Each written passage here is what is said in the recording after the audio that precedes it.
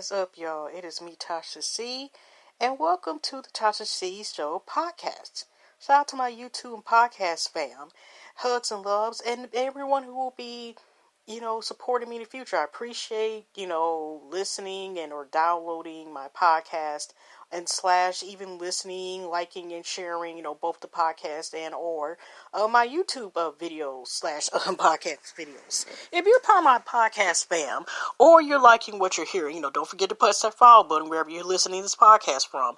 But also, if you're wondering about this YouTube channel, because I definitely approve and strongly highly recommend, if you belong to both YouTube podcasts, I do not reject that at all. Okay, but anyway, go ahead and type in Tasha CTV in the search of YouTube wherever you listen and watch YouTube videos. Vice versa for YouTube. If you're not already part of my YouTube family, if you're YouTube and you're liking what you're listening and or watching, go ahead first, click the subscribe button and click the notification bell. Second of all, if you're wondering about this podcast, you look in the description and it should be, speaker, which I'm using to make these lovely podcasts, and it should be in this video that you're or basically, listening to. And it has that, and it also has other podcast platforms. And to let also the new people know that this is just a bonus podcast. This was my original bonus podcast I used for Video Journey 366 Video Day Journey, when I just made videos starting my birthday last year, October 8th, and plan on ending exactly on October 8th this year. So this is just additional one I decided to do for Black History Month originally. Then I realized and liked it, and also I'm not gonna lie, my nephew Little Kenny also gave me the idea to continue on as long as I can and / feel like it.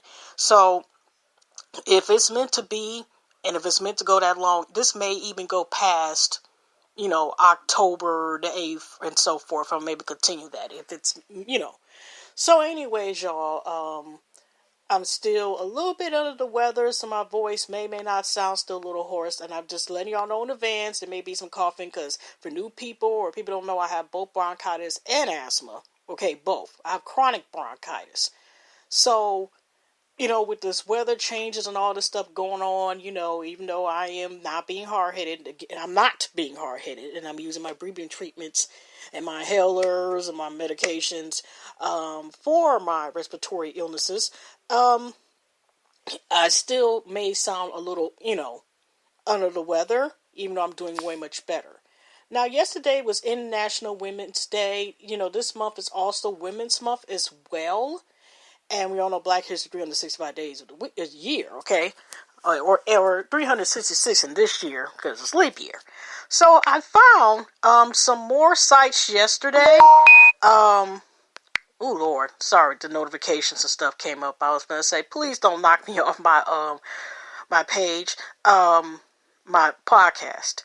So I found some other sites actually when I was, like I said, looking at one that was called, I think it was Black History Online or something.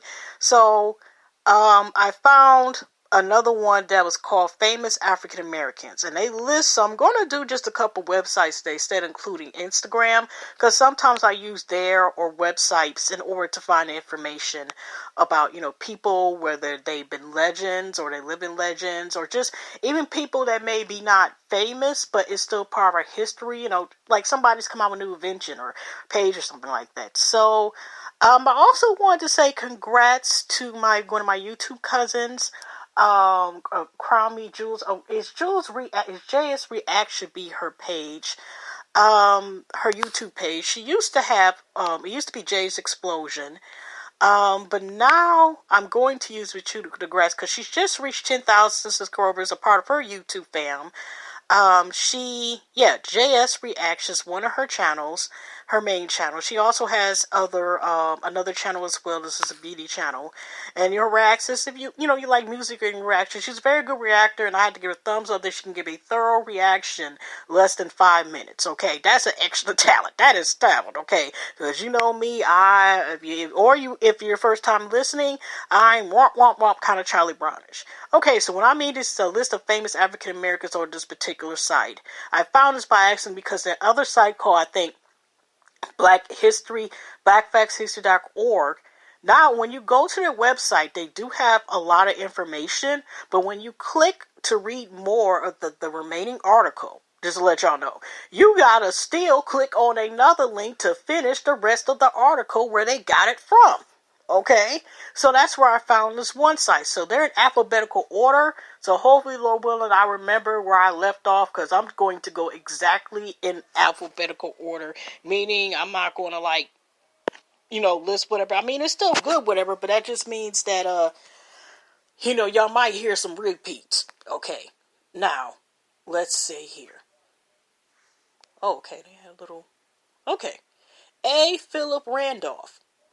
Asa Phillip Randolph was born on April 15th, 1889 in Crescent City, Florida, to a Methodist minister, Jane Rudolph.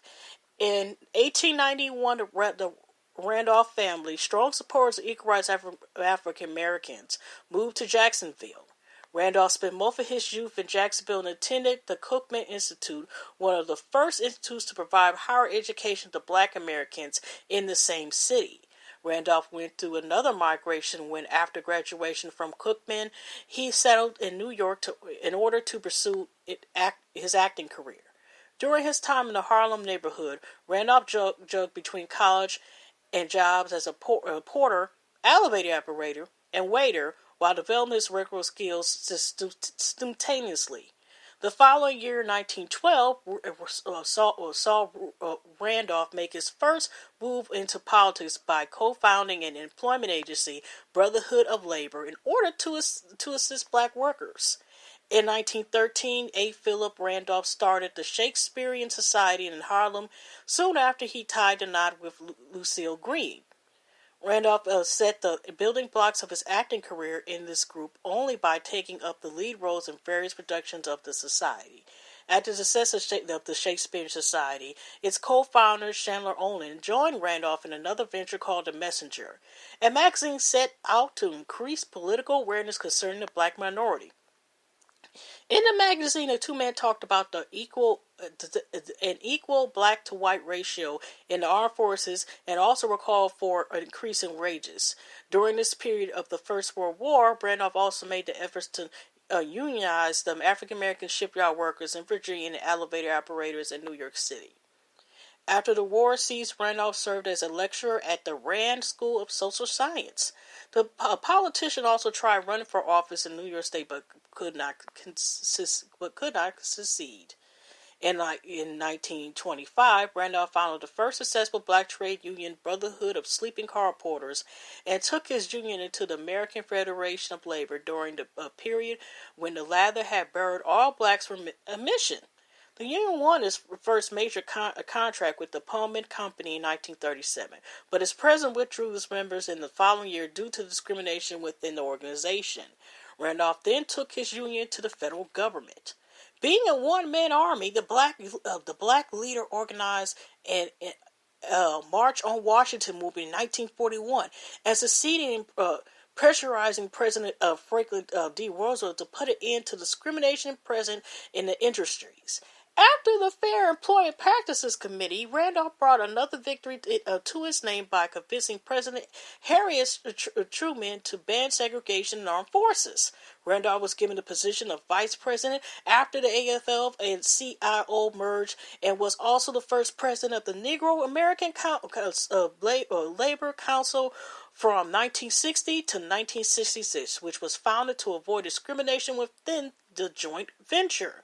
Due to his continuous efforts in gaining equal rights for the Black community, President Lyndon B. Johnson endowed Randolph with the Presidential Medal for Freedom. This honor was followed by the A. Phillip Randolph Institute, which set out to study the causes of poverty.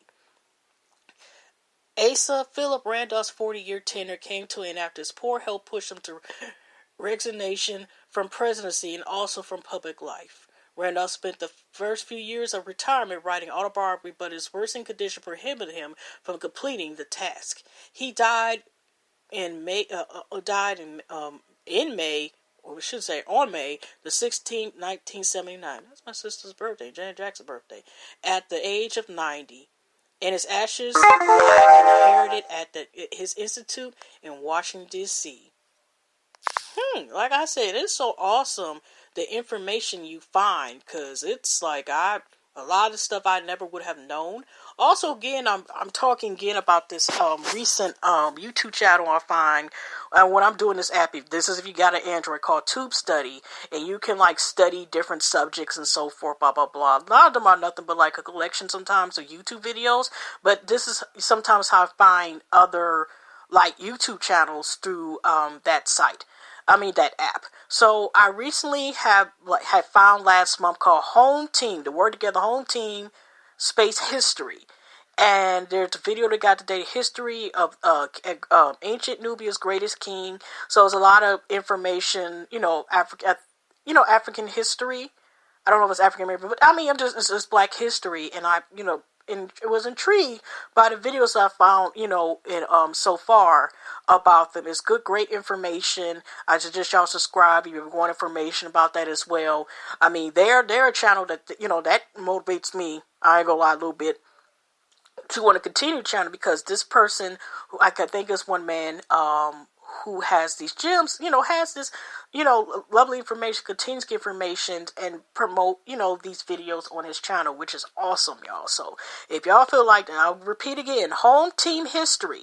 Go subscribe there and click on notifications so you get some more information about Black history there as well. Great channel. Great channel. Okay, next up is actually, I forgot to mention that they have the dates and place of birth, here before you click the person.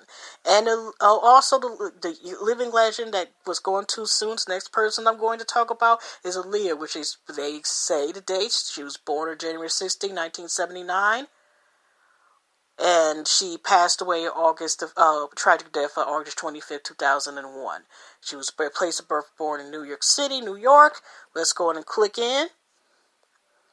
Okay. Aaliyah Dana Hudson was an American actress, singer, dancer, and model. She was born on January 16, 1979 in Brooklyn, New York, to Diane and Michael Halton. Enrolled in voice lessons and by her mother at a very young age, Aaliyah soon began performing at weddings, the church choir, and various charity events. Her love of performing for an audience was further enhanced after she acted in a school stage play. Her parents supported her choices and encouraged her to sing and perform. She was close to her family members, including her cousin Jomo and her grandmother, who died when the singer was 12 years old.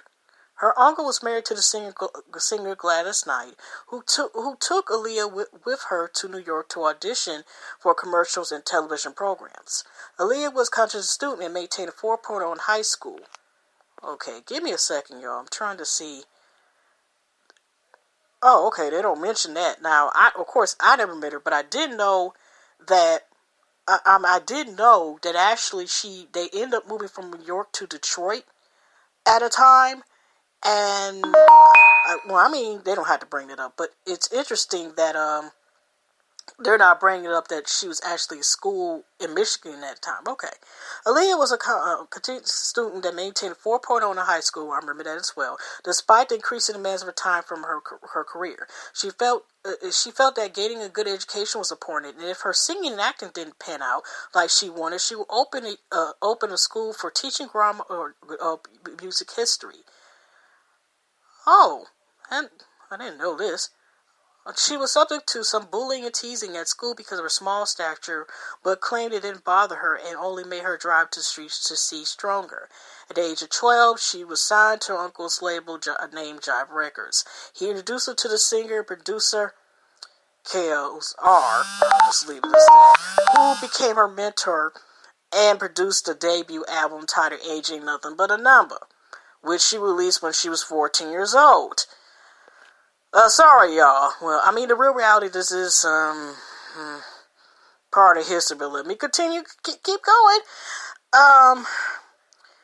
The song Back and Forth from the album topped the Billboard Hot R&B hip-hop songs chart 3 weeks, and the title tag called Age Ain't Nothing But Number reached number 75 on the Hot 100 charts. The album itself debuted at number 24 on the Billboard 200 charts, later reaching number 18 and selling over 3 million copies in the U.S. It generally received positive reviews from critics.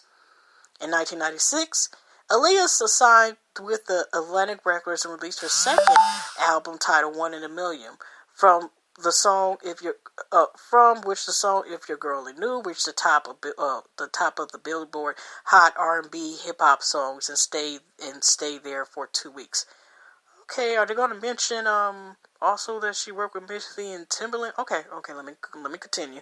The album reached number 18 on the Billboard 200s, selling over 3.7 million copies in the U.S. and over 8 million copies worldwide.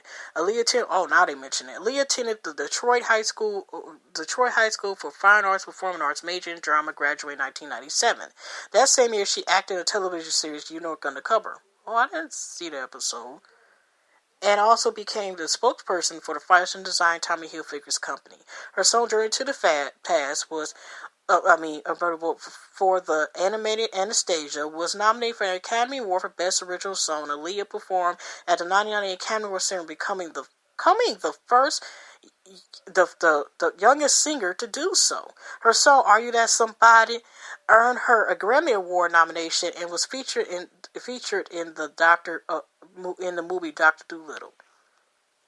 And in 2000, she played a leading role in the Hollywood movie Romeo Must Die, starring opposite martial artist Jet Li. The film was a huge success at the box office, and the song "Try Again" from the movie reached the top of the Billboard Hot 100 charts. The song's music won Best Female Video and Best Music Video from a Film Awards at the 2000 MTV Video Music Awards, and also earned her a Grammy Award nomination for Best Female R&B Vocalist. She also starred in the film Queen of the Damned, based on the best-selling novel by Anne Rice. Her next and last album, titled Aaliyah, was released in 2001. It debuted at number 2 on the Billboard Hot 200 charts and went on number 1 after the death. Aaliyah was killed in 2001 in a plane crash in the Bahamas. There's also other ones in advance. Other people, I forgot how many people, unfortunately, but she was 22 years old at the time of her death. Well, let me get to this other part. I'm about to say that they put this in. She was rumored, we're just going to put in this rumor part, but we've seen the marriage license, okay, to have been secretly married to R at the age of 15, which she initially denied. So did he. She later admitted to having to lie about her age. Wait a minute. When did she admit? Okay, you know what? I'm just gonna keep reading. I didn't know. She later admitted to having lied about her age to get married and chose to cut off all ties with R. Kelly. She was also friends with singers Missy Elliott and Timberland. Missy Elliott is a rapper and entertainer, and Timberland was never a singer, but they produced a lot. Okay, you know what? Okay, I'm supposed to be reading. I'm sitting here just seeing all these errors. Okay, she was dating Damon Dash's co-founder Rocket Ferreras before her death, and the couple had plans to get married. Despite for youth, she managed to leave an indelible imprint on R&B and hip-hop scene in the 1990s, and her work has influenced a number of major artists, including Adele, Sierra, Beyonce, Chris Brown, and Rihanna. Also, Seven Streeter also is very influenced by her as well. Singer and songwriter. Was very talented and underrated as far as I'm concerned. She's made songs like Before I Do, I Like It, and It Won't Stop. One feature with Chris Brown, just to name a few of the songs, Jim. Like I said, I'm surprised they didn't mention about. Did they mention the song "1 in a Million"? That was when it really popped off. But okay. Alright, let's go to the next one, y'all. Sorry I kept on doing commentary, but I was like, wait a minute, It just was one of those things. Now, this is the last one I'm going to do out of here. I may do one more somewhere else. But these are kind of long, so you may only get maybe 3 a piece if I do like this particular site. Okay, Aaron Neville. Okay, was born January 14, 1901 from New Orleans, Louisiana. Now, Neville is a living legend. I don't know if you classify his music as blues or R&B, kind of jazzy. I'm waiting for y'all for it to load up. Okay. And he's one of the first few people, y'all, if y'all notice, like, distincting his voice, his hat, and how he had, one of the few people who first had, like, kind of, in years before it took off, how some people have, like, face tattoos. He was one of the people who had, like, a face tattoo kind of, early on. Okay. Alright. Known for his characteristic near-soprano bravado and refined voice, Aaron Neville is an acclaimed American R&B musician. Born on January 24, 1941 in New Orleans, Louisiana, Neville has been active as a musician since 1960. Apart from R&B, he has also explored other avenues of musical genes such as soul, country, gospel, jazz, pop, and adult contemporary. Neville would often enjoy singing in his childhood, but it was only in the 1960s when he was recognized for some top-charting singles. Although Neville traces his descent from African American and Native American heritage, his music is also occasionally features Cajun and Creole influences. One of his earliest productions came in the form of a low-budget single by the name of Over You, 1960. However, Aaron Neville's genius was displayed quite clearly in one of his earliest singles, Tell It Like It Is, 1966. This song came almost at the top of the most rankings in Billboard's R&B chart for a consecutive period of five weeks in 1967. It was subsequently awarded at a gold status after reaching number 2 on the Hot 100 list and selling over 1 million copies. The rock band Heart did a remake of the song, which was also a top hit. Some other songs that became popular from this period include She Took You for a Ride and You Think You're So Smart. Neville is perhaps known fondly for being part of the family group the Neville Brothers, which was formed in 1977, and is still active to this present day. Sorry about that, y'all. Notification. Some of the band's most recognized albums include The Neville's Bro 1978, Uptown 1987, Yellow Moon 1989, and The Family Group 1992.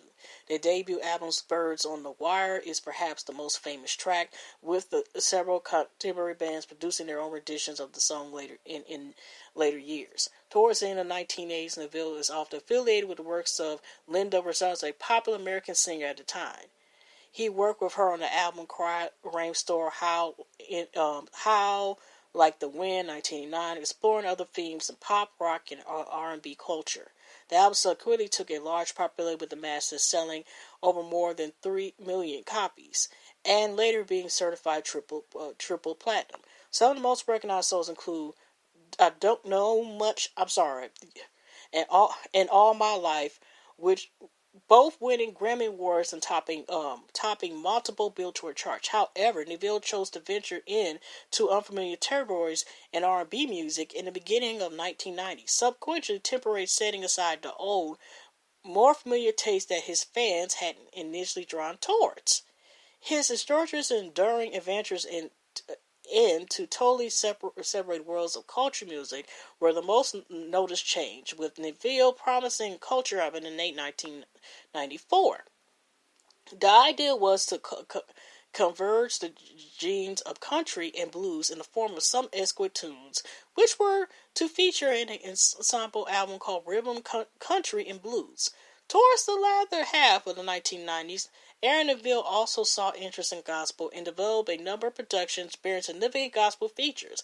And as of late as the late 2000s, this trend continued with the likes of I Know I've Changed in 2010, making it to the stage. Then again, the fantastic melodies and blues roots of Neville's earliest interest in R&B was what his fans adored the most, and a compilation such as Mojo Soul 2006 provided this fact. And that's it.